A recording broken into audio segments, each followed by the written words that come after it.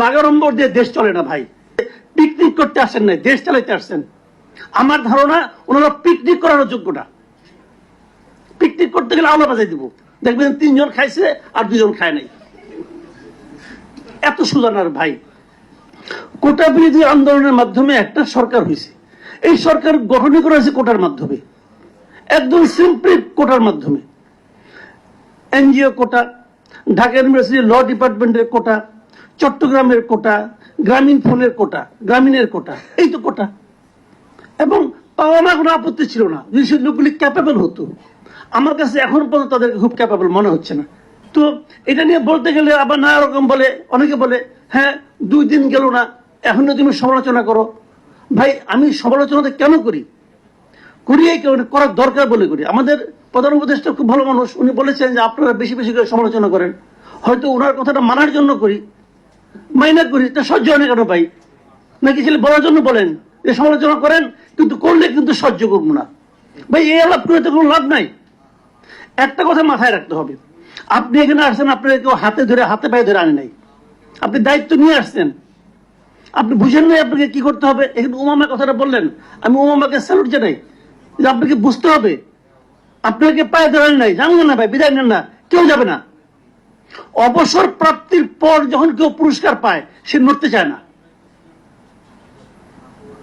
এখানে অবসরপ্রাপ্ত লোককে আইনে পুরস্কৃত করা হয়েছে, ঝিমায় বাসায় ঝিমায়, তো এখন সচিবালয় এসে ঝিমাচ্ছে। This is the point. আমি আপনাকে একটা কথা বলি, দেখেন একটা সিম্পল একটা উদাহরণ দিয়ে বলি। আপনারা 5 জন এডিশনাল সেক্রেটারিকে নিয়ে আসলেন এখানে, কি বলে নিয়ে আসলেন? একদা বঞ্চিত হয়েছিল, তারপরে রিটায়ারমেন্টে চলে গেছে।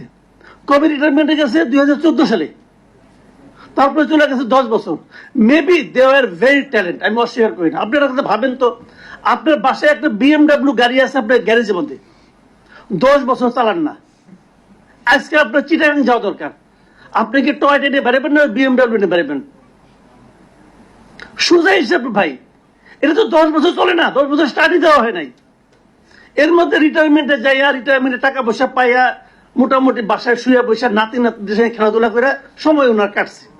উনি আইসা একটা হুঙ্কার দিলেন যে 15 দিনের মধ্যে সবাইকে আনার পরে প্রথম বানালো সচিব, তারপরে বানালো সিনিয়র সচিব। আইসা উনি হুঙ্কার দিলেন 15 দিনের মধ্যে সবাইকে হিসাব দিতে হবে। আজকে 17তম দিন চলছে, আজকে 17তম দিন চলছে। হিসাব কেউ দিছে?